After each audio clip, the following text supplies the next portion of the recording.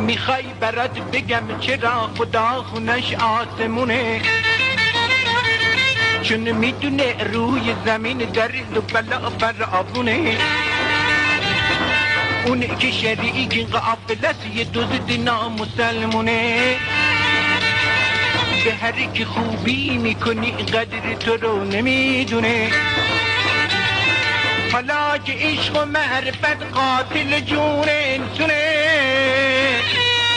قیر بده و قمیش بیا قیر برادر دا درمونه.